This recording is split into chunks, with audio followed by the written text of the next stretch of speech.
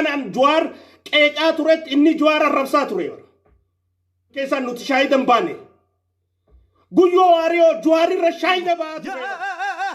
هللويا أتاني واني والقوقفت واني والأجيفت واني والجيد يكدليد نوتي جوار نيجي نمالي رغارت باني برنوتي ده سلا جوار بر نوت موتو ما كون هيدو باتي دو ايبر أجيسان سلا إسنين قالوا مالي موتو ما كون جوار هيدو فوق غلطو فتو مقابا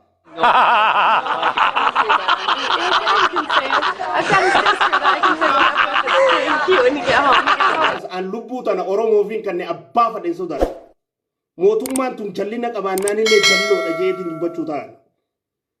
ila matin jallina ratti narkini male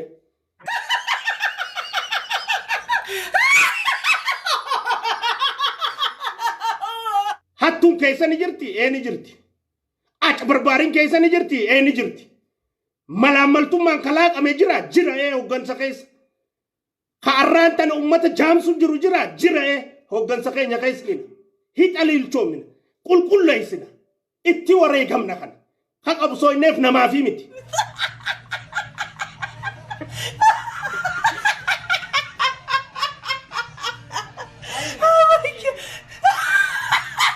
sabaf qabsoy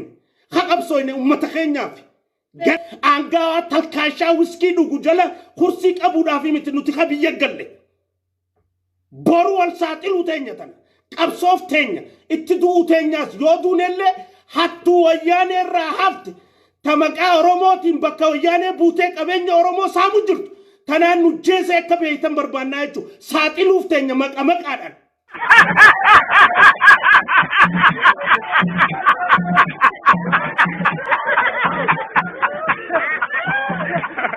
akka lammaan arbabsine beekaa nuti hayyuu keenya beekaa keenya adeemsa keenya adda ta'e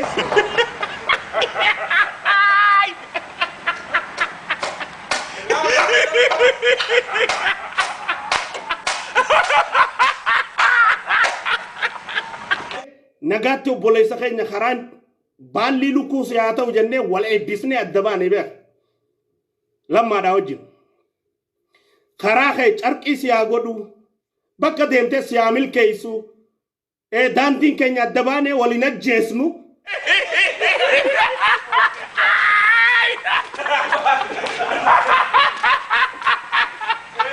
daandiin keenya adda bee waliin cunqursinu daandiin keenya adda bee walirra shirayyaannu deem kara deemtu